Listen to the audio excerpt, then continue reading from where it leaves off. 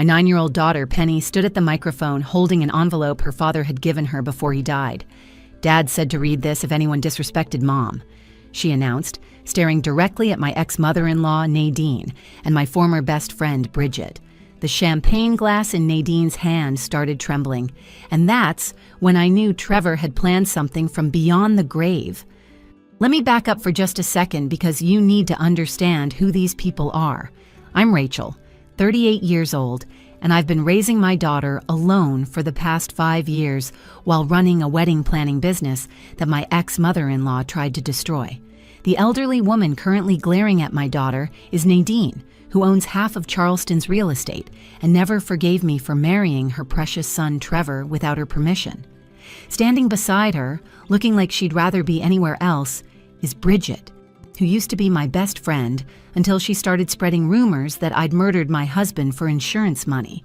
My son Colton, the one getting married tomorrow, had just turned 22. He was standing now, his face flushed with anger, as his little sister held that envelope like a weapon. His fiancée Waverly gripped his hand, her perfect French manicure digging into his palm. The entire Riverside Country Club dining room, filled with about 70 guests, had gone completely silent except for the sound of ice settling in water glasses. "Penny, sweetheart, what are you doing?" I called out. But my daughter had already started unfolding the paper inside the envelope. "Grandma Nadine just said our family isn't real because Mom is single," Penny said into the microphone, her voice carrying across the crystal and candlelight. "She said Mom couldn't keep Dad happy. She said Mom cared more about her business than being a good wife, and Miss Bridget said Mom might have killed Dad for money." Waverly's mother gasped. Her father pushed back his chair. My brother Dustin muttered something under his breath that definitely wasn't appropriate for a 9-year-old's ears. "But my dad knew this would happen," Penny continued. "He told me exactly what to do. He said there were 2 people in this room who would try to hurt Mom after he was gone, and he wrote their names right here on this paper." The thing about Trevor was that he'd been a corporate lawyer for 15 years before the cancer took him. He documented everything, recorded everything, and trusted almost no one completely except for me and our children. Even dying in that hospital bed, barely able to stay awake from the morphine, he was still protecting us, still thinking 3 moves ahead like he was playing chess with death itself. "Should I read it, Mom?" Penny asked, looking at me with those huge brown eyes that were exactly like her father's. Before I could answer, Nadine stood up so fast her chair tipped backward. "This is absolutely ridiculous. You're going to let a child disrupt this beautiful evening with some fabricated letter? Trevor would never write such a thing. He confided in me about everything, especially about how unhappy he was in those final years." "That's a lie," Colton said, his voice cutting through the room like a blade. "Dad was happy. He loved Mom. He loved all of us." "Oh, you poor, naive boy," Nadine said, her voice dripping with false sympathy. "Your father was planning to leave your mother. He told me so himself. The only reason he stayed was because of you children." That's when Bridget decided to add her poison to the mix. "It's true, Colton. Your dad was miserable. He used to come to my house just to escape. He said Rachel was suffocating him with her constant need for attention, always wanting him to leave work early for family dinners, always complaining about his mother visiting." I watched my son's face crumble, watched Waverly's family exchange uncomfortable glances, watched my own father's hands clench into fists on the white tablecloth. This was supposed to be a celebration of new beginnings, and instead it had become a public execution of my character, my marriage, and my memories. "Read it, Penny," I said, my voice steady and clear. "Read every word." Because here's the truth about that night at the rehearsal dinner. I knew what was in that envelope. Trevor had told me he was leaving letters for both children just in case. He said he knew his mother and Bridget would come after me once he was gone, and he wanted to make sure the kids had ammunition to fight back.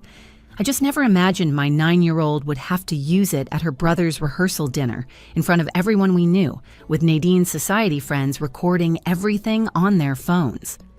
"My dad's letter starts like this," Penny said, adjusting the microphone down to her height. "Dear Penny, if you're reading this, it means someone is trying to hurt your mother, and I'm not there to protect her anymore." The room held its breath. Even the waitstaff had stopped moving, standing frozen with their serving trays. This was the moment everything changed, the moment Trevor reached out from beyond the grave to protect the family he'd loved more than anything, including his own mother's approval. I never imagined I'd be sitting at my son Colton's rehearsal dinner as the only single parent in a room full of perfect couples. 5 years had passed since my husband Trevor died in a car accident, leaving me to raise Penny alone while Colton was already in college. The Riverside Country Club sparkled with fairy lights and white roses, everything Colton's fiancé Waverly had dreamed of since she was a little girl. The April evening was warm enough to have the French doors open, letting in the smell of magnolias and the sound of crickets from the golf course. "Mom, you okay?" Colton squeezed my shoulder as guests filled their champagne glasses. He looked so handsome in his navy suit, the one we'd picked out together last month at the same shop where Trevor had bought his suits. "Never better, sweetheart," I replied, adjusting Penny's hair ribbon.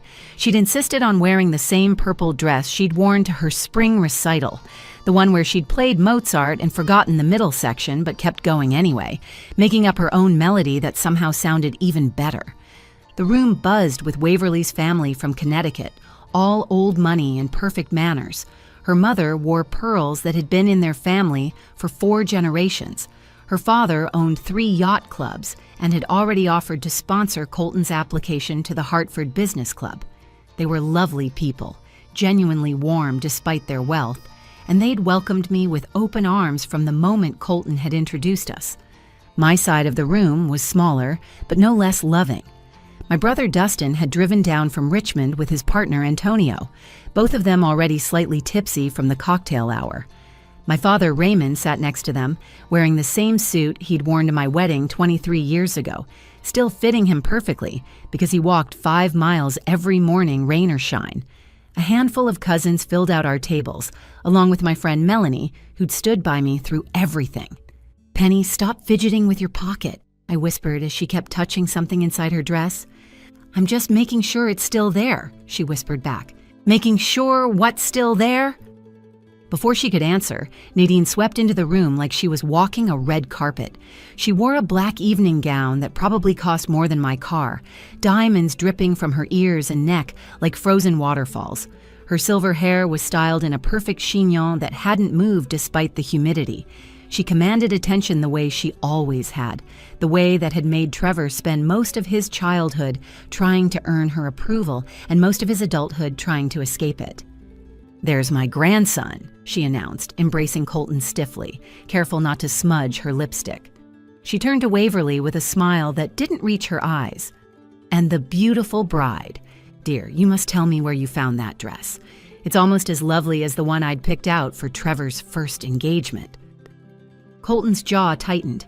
Trevor's first engagement had been to Nadine's best friend's daughter, an arrangement he'd broken off when he met me at a charity event where I was coordinating the catering. Nadine had never forgiven me for that, or for the fact that Trevor had chosen happiness over her social expectations.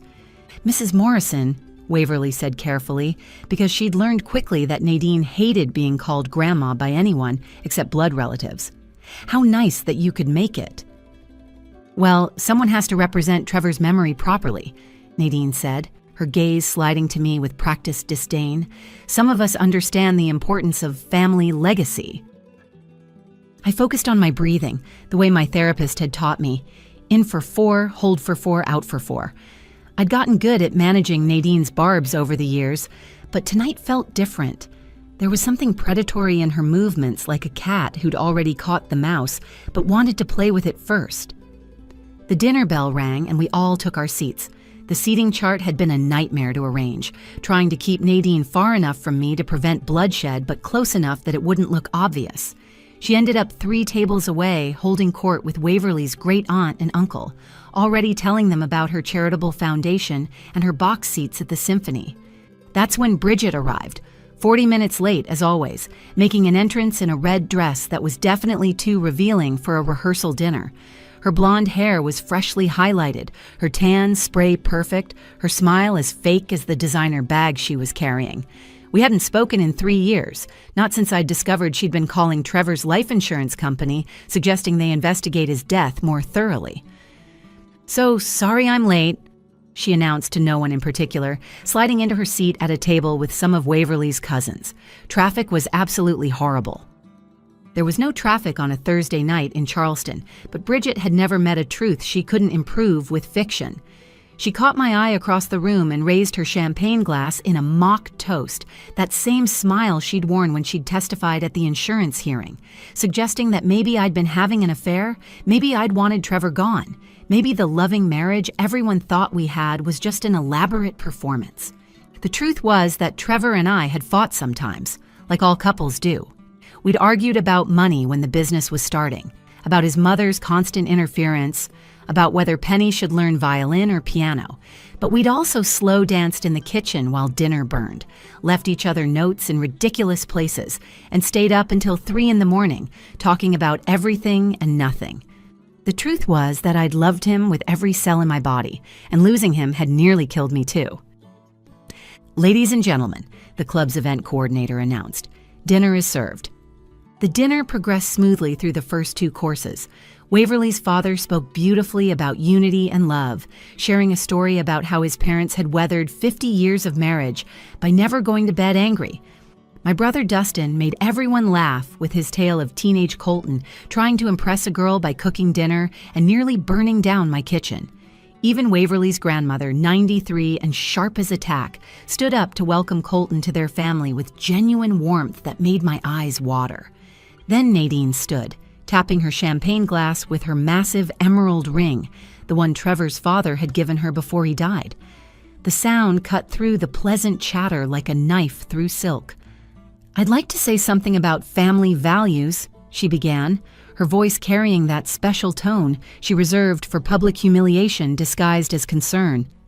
"Waverly, darling, you're entering a real family now. Not some broken situation held together by desperation and life insurance payouts." The room shifted uncomfortably. I saw Waverly's mother freeze with her fork halfway to her mouth. Colton's knuckles went white around his water glass. "You see," Nadine continued, walking slowly between the tables like she was giving a TED Talk, "a real family has 2 parents who honor their commitments. A real family doesn't start with a single mother who couldn't keep her husband happy enough to want to come home at night." "Nadine," my father Raymond warned, half standing from his chair. Antonio put a hand on his arm, but my father shook it off. "Oh, Raymond, please. We all know Trevor was miserable. He told me everything." She paused dramatically, making sure everyone was listening. How Rachel nagged him constantly about working late, how she prioritized her little party planning business over being a proper wife, how she spent more time with her spreadsheets than with her husband. My face burned, but I kept my expression neutral. I'd learned long ago that showing Nadine she'd hurt you only made her dig deeper.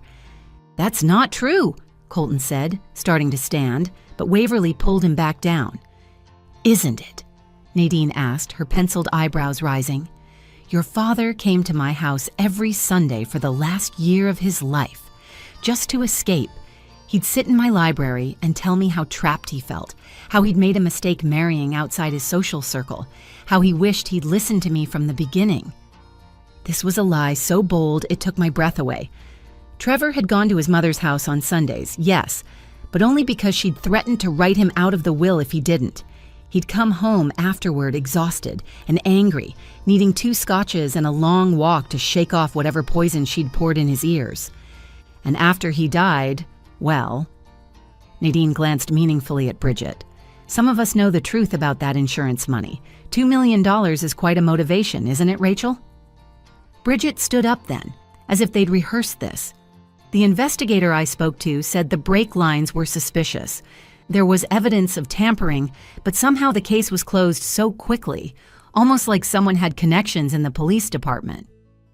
Waverly's family gasped collectively. Her uncle pulled out his phone, probably ready to call off the wedding.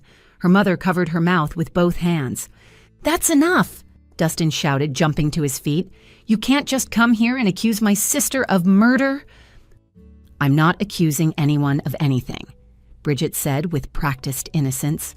"I'm just saying that some of us find it convenient that Rachel inherited everything, the business insurance, the life insurance, the house, all of it, And then Trevor's death was ruled an accident so quickly, despite the mechanical report showing those brake lines were clean cut, not worn. Because there was no mechanical report saying that, I said quietly, but my voice carried. You made that up, Bridget. Just like you made up the affair you claimed I was having with my client Marcus. Just like you made up the story about finding suspicious searches on my computer. Just like you made up every single lie you've told since Trevor rejected your advances at our Christmas party 5 years ago. The room went silent. Bridget's face flushed red, then white. How dare you, she hissed. Trevor and I were friends. Just friends. Friends don't usually try to stick their tongues down each other's throats in the host's bedroom, I said calmly. Friends don't usually send explicit photos to married men. Friends don't usually threaten to destroy someone's marriage when they're rejected. Nadine's laugh was cold and sharp. Oh, Rachel, still making up stories to cover your own guilt. Trevor would never have rejected Bridget. She's everything you're not. Sophisticated, elegant, from a good family. She's a pharmaceutical sales rep from Toledo who changed her name from Brittany Miller to Bridget Morse because she thought it sounded fancier, I said. Her father isn't a senator. He sells insurance. Her mother isn't a concert pianist. She teaches middle school band. There's nothing wrong with any of that except that she's lied about every single detail of her life since she moved to Charleston. Bridget's mouth opened and closed like a fish. Several guests were now openly recording on their phones. None of that changes the fact that Trevor was miserable and you probably killed him for money, Nadine said, her composure finally cracking. You're nothing but a gold-digging nobody who trapped my son and then disposed of him when it was convenient. That's when Penny stood up, her chair scraping against the floor. My quiet, shy little girl who still slept with a nightlight walked straight to the microphone with the determination of someone about to change everything. Penny walked to the microphone with a grace that seemed impossible for a 9-year-old who still occasionally tripped over her own feet. She pulled the white envelope from her pocket, and I could see Trevor's handwriting across the front even from where I sat. The words were clear. For Penny, open only if someone hurts Mom. Excuse me, her small voice echoed through the speakers. The event coordinator moved to stop her, probably thinking a child had wandered up during the adult speeches, but Colton stood and shook his head sharply. The man backed away. My dad gave me this before he died, Penny announced, holding the envelope up so everyone could see it. He was sick for 3 months, but Grandma Nadine only visited once because she said hospitals were depressing and smelled like poor people. Nadine's face went from smug to shocked. That's ridiculous. Trevor wouldn't give a child such a thing. He gave it to me on a Tuesday, Penny continued, ignoring her grandmother completely. It was the day after the doctor said he only had 2 weeks left. Dad called me into his hospital room while Mom was getting coffee. He made me promise to keep this letter safe and only read it if someone tried to hurt Mom after he was gone. I remembered that Tuesday. I'd come back from the cafeteria to find Penny crying in Trevor's arms, him whispering something in her ear while stroking her hair.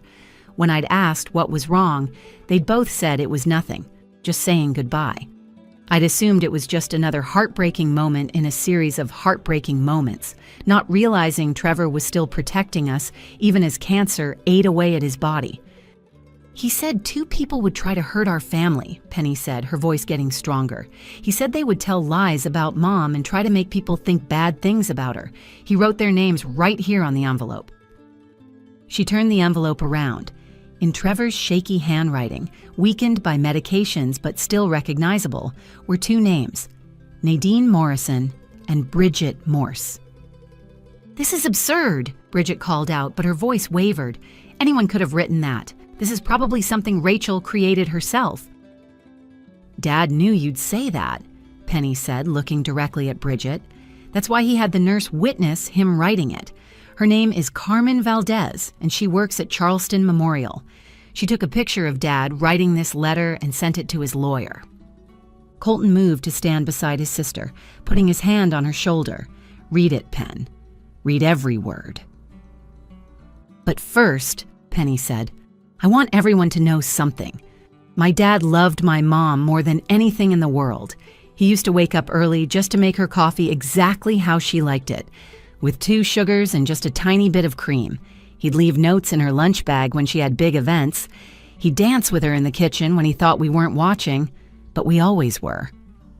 My throat tightened. I'd found one of those notes just last week, tucked in an old purse I hadn't used since before he died. It had simply said, "You're amazing. Don't let anyone tell you different, especially not my mother." When Dad got sick, Penny continued, Mom slept in a chair at the hospital for 43 nights. She only left to take me to school and pick me up. She held his hand through every treatment. Even when the chemotherapy made him so mean, he said terrible things he didn't mean. She read him every single Harry Potter book out loud because the medications made it hard for him to focus on the words. Waverly was crying now, mascara running down her cheeks. Her mother handed her a tissue while glaring at Nadine with undisguised disgust. "Grandma, Nadine came once," Penny said, her child's voice cutting through the room like truth always does. She stayed for 10 minutes, complained about the smell, told Dad he looked terrible, and said Mom was probably already planning what to do with the insurance money. Dad asked her to leave and never come back. "That's a lie," Nadine protested. But several nurses from Charleston Memorial were in attendance as Waverly's cousins, and I saw them nodding, remembering. "Miss Bridget never came at all," Penny added, but she called Dad's phone 17 times asking if Mom was really there or if she was out with someone else. Dad blocked her number, but she kept calling from different phones. My father, Raymond, stood up slowly, his weathered face hard with anger. "Read the letter, sweetheart. Let Trevor speak for himself." Penny unfolded the paper carefully like it was made of gold instead of simple hospital stationery. "Dear Penny," she began, her voice clear and strong. "If you're reading this, it means someone is trying to hurt your mother, and I'm not there to protect her. So I need you to know the truth, and I need you to be brave enough to share it." She looked up at me then, those brown eyes so full of love and determination that my heart cracked wide open. "Don't worry, Mom. Dad made sure we'd be okay. He always did." Then she turned back to the microphone and continued reading, unaware that she was about to detonate every lie Nadine and Bridget had carefully constructed over the past 5 years. "First to my mother, Nadine Morrison," Penny read, her voice steady despite the weight of the words. "I know you've been stealing from the family trust for 15 years. I have copies of every forged document, every falsified investment report, and every fraudulent withdrawal in a safety deposit box at Bank of America, account number ending in 4782. You stole $300,000 from your own grandchildren's college funds, telling everyone the market had crashed when really you were funding your gambling addiction at the Atlanta casinos." Gasps erupted across the room. Nadine gripped the edge of the table so hard her knuckles turned white. Waverly's father, who happened to be a federal prosecutor, pulled out his phone and started typing rapidly. "You're lying!" Nadine shrieked, but her voice had lost its commanding tone. "This is defamation! I'll sue!" Penny kept reading, unmoved by her grandmother's outburst. "I never said anything because I kept hoping you'd change, kept hoping you'd become the mother I needed instead of the one I got. But if you're attacking Rachel now that I'm gone, everyone should know you're not the society queen you pretend to be. You're a thief who stole from babies, including $8,000 from Penny's college fund just last year while I was dying." "The records will prove everything," Colton said loudly. "Dad was a lawyer. He didn't make accusations without evidence." Penny continued. "Second, to Bridget Morse, formerly Brittany Miller of Toledo, Ohio. I know about your affair with my business partner, Jerome Hutchinson. I have hotel receipts, credit card statements, and security footage from the Marriott on King Street. But more importantly, I have recordings from my home security system of you coming to my house on December 15th, 2019, while Rachel was at her sister's funeral in Virginia." My head snapped up. My sister Caroline had died of a heart attack that winter, and I'd been gone for 4 days. Trevor had said Bridget stopped by to drop off a casserole. "You tried to seduce me while my wife was burying her sister," Penny read, and the room seemed to collectively hold its breath. "When I rejected you, you said, and I quote, 'I'll destroy your marriage. I'll make Rachel think you've been cheating. I'll ruin her business. I'll make sure everyone knows what a pathetic little housewife she is.'" End quote. The entire conversation was recorded on our nanny cam, which you didn't know we had installed in the living room. Bridget shot up from her chair, her face purple with rage. This is fabricated. He wanted me. He was obsessed with me. There's more about you, Penny said calmly, finding her place on the page. After I rejected you, you called my mother 43 times from different numbers. You sent emails to her clients claiming she was unprofessional. You posted reviews online saying her business was a scam. You even called Child Protective Services and made a false report saying she was neglecting Penny, which was investigated and dismissed. Several of my clients were in the room, and I saw the recognition dawning on their faces. They'd all received those emails but had dismissed them as crazy spam. Now for the truth about my death, Penny read, and the room went absolutely silent. I was diagnosed with stage 4 pancreatic cancer on March 2nd, 2020. I hid it for 2 weeks because I was trying to figure out how to tell my family, how to explain to my 9-year-old daughter that Daddy was going to die. On March 16th, I finally decided to tell them that night at dinner. But while driving home from work, I had a seizure from the brain metastases the doctors had just found that morning. I lost consciousness and hit a tree on Highway 17. I covered my mouth with both hands. He'd been coming home to tell us he'd been carrying that burden alone for 2 weeks. The brake lines were perfect. Penny continued reading. I have the real mechanical report from Toyota, not the fake one my mother and Bridget paid an unemployed mechanic named Dale Brennan $3,000 to create. Mr. Brennan's confession is also in the safety deposit box, along with the wire transfer records showing the payment from my mother's account. Waverly's father was now on a call, speaking quietly but urgently. I heard the words fraud and conspiracy and immediate investigation. Mom had nothing to do with my death except trying to save my life for 3 months while I fought cancer that had already won, Penny read, tears now streaming down her face but her voice never wavering. She held my hand through 16 rounds of chemotherapy that we paid for by mortgaging the house, not from insurance money that didn't come until 6 months after I died. She sang to me when the pain was so bad I wanted to die. She told me stories about our children's futures when I couldn't imagine surviving another hour. Colton was crying now too, along with half the room. Even some of Waverly's cousins who'd never met Trevor were wiping their eyes. To anyone listening to this letter, Penny read, know that Rachel Morrison is the love of my life, the best mother our children could have, and the strongest woman I've ever known. Anyone who says otherwise is not just lying to you. They're lying to themselves about what love really looks like. Penny looked up from the letter, directly at Nadine and Bridget. There's one more line. It says, Penny, tell them about the video. She pulled out her phone, surprisingly steady for a 9-year-old who'd just destroyed 2 women's lives with her father's words. Dad recorded a video message too. Should I play it? The answer came not from me, but from Waverly herself, who stood and said firmly, yes, play it. Everyone needs to hear this. Penny connected her phone to the venue's audio system with help from the event coordinator, who seemed as invested in this revelation as everyone else. Trevor's face appeared on the large screen typically used for wedding slideshows, gaunt from the cancer, but his eyes still sharp with determination. If you're watching this, Trevor's recorded voice filled the room, then my mother and Bridget have done exactly what I predicted they would do. Rachel, honey, I'm sorry you're dealing with this, but I knew they'd come after you once I was gone. The man on the screen was skeletal compared to the Trevor I'd married, but his voice remained strong. He'd recorded this 3 days before he died, propped up in bed with legal documents spread around him. Mom, he said, looking directly at the camera, I spent my whole life trying to earn your love, not realizing you aren't capable of giving it. You love money, status, and control. You never loved me, and you certainly never loved my family. The only reason I stayed in contact was to protect them from you. Now that protection falls to the law. Mr. Davidson at the FBI has copies of everything. He's waiting for you to make your move. Nadine stumbled backward, catching herself on a chair. 2 of Waverly's cousins, both lawyers, were frantically taking notes. Bridget, Trevor continued, you're sick. I don't mean that as an insult, but as a fact. The stalking, the lies, the obsession, it's all documented. Dr. Patricia Hoffman has your full psychological evaluation from when Jerome's wife filed the restraining order against you.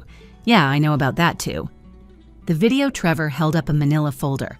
Everything is documented, notarized, and distributed to 5 different law firms. If anything happens to Rachel or my children, if their business is sabotaged, if their reputation is attacked, all of this goes public immediately. He paused, coughing, then looked directly at the camera with such intensity that several people shifted uncomfortably. But here's what I really want to say. Rachel, you saved me. Not from cancer, but from becoming like my mother. Cold, calculating, and empty. You taught me that love isn't about bank accounts or country club memberships. It's about dancing in the kitchen to terrible music. It's about staying up all night with a sick kid. It's about choosing each other every single day, especially when it's hard. I was sobbing now, not caring who saw. Colton had moved to stand beside me, his arm around my shoulders. "Colton, Penny," Trevor said, his voice softening. "Take care of your mom, but know she doesn't need it. She's titanium disguised as silk. And remember, family isn't about blood or money or social standing. It's about showing up. Your mother showed up every single day of our marriage, and she'll show up every day for you. That's worth more than all of Grandma Nadine's stolen money combined." The video ended with Trevor blowing a kiss to the camera. "I love you all. Now go have a beautiful wedding and a beautiful life. Don't let the vultures steal your joy." The screen went dark. For a moment, nobody moved.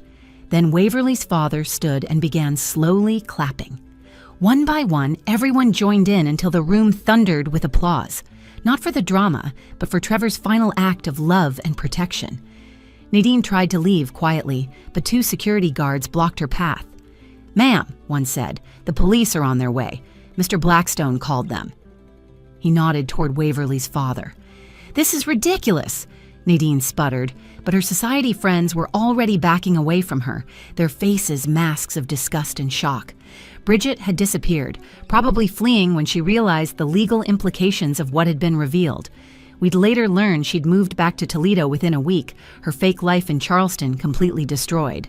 Waverly walked over to me, her makeup ruined but her smile radiant. "Mrs. Morrison, Rachel, I want you to know something. This doesn't change anything except to make me prouder to join your family. You've raised an incredible son, and Penny is extraordinary." "Thank you," I whispered, hugging her tightly. My father, Raymond, appeared at my elbow, his eyes twinkling. "Trevor always was smarter than he looked," he said. "Knew exactly what those harpies would do. Set a trap from his deathbed and caught them red-handed." The rest of the evening became a celebration of truth rather than a rehearsal dinner, tainted by lies. Guests approached me one by one, sharing their own stories of Trevor's kindness, their admiration for how I'd handled everything, their disgust at Nadine and Bridget's behavior. "Mom," Penny said, tugging on my dress as the evening wound down, "I have something else for you." She pulled out a second envelope, this one marked, "For Rachel," after the first letter. Inside, Trevor's handwriting simply said, "Stop doubting yourself. You were always enough. Actually, you were everything. P.S. Check the safety deposit box. I left you something besides evidence. I love you beyond the stars and back. Forever. T." The next day, Colton's wedding was perfect. Nadine's absence was noticed but not mourned. She was being questioned by federal investigators about embezzlement charges. When the officiant asked who gave this man to be married, Penny and I said together, "His family does." Standing there, watching my son marry the woman he loved, with my daughter beside me and Trevor's presence somehow filling the space around us, I realized something profound. Love doesn't end with death. It transforms into something else. Protection, legacy, truth that outlasts lies, and stories that bind families together stronger than any blood or law ever could. Sometimes the best revenge isn't revenge at all. It's simply living well, loving deeply, and letting the truth speak for itself, even if that truth has to wait 5 years and come from the mouth of a 9-year-old girl brave enough to stand up to bullies, whether they're strangers or blood relatives. Trevor had given us one final gift.